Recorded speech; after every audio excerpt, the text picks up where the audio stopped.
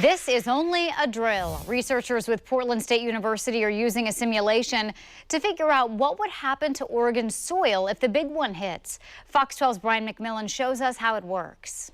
We are talking about liquefaction. That's a powerful quake's ability to turn soil into soup.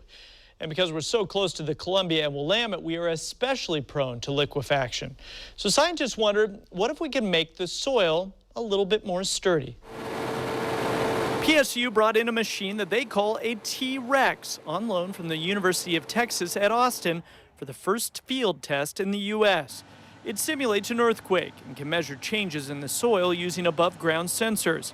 It's testing soil that was injected with bacteria weeks ago. The goal? To see if the bacteria makes the soil less likely to turn to soup in an earthquake.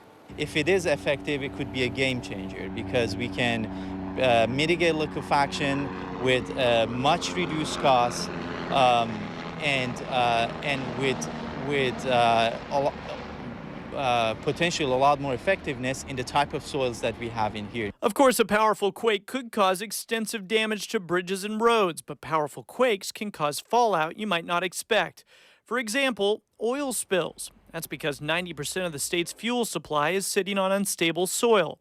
PSU scientists say a spill into the Willamette is likely and would cause two problems: an environmental disaster and fuel shortages.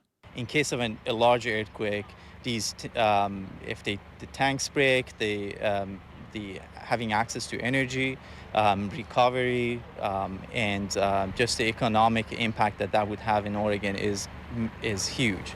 Oregon State's Department of Geology says 6 miles of fuel terminals along the Willamette are of particular concern. After a disaster, we need to have fuel for the trucks to do inspections of the bridges, of the power lines, to help with hospitals and ambulances and emergency generators for hospitals. So actually having fuel on hand to help with response and recovery is vitally important. The scientists will continue their work over the next 3 to 5 years. If the process is successful here, scientists say they want to try it in other major cities that are prone to earthquakes. In studio, Brian McMillan, Fox 12 Oregon.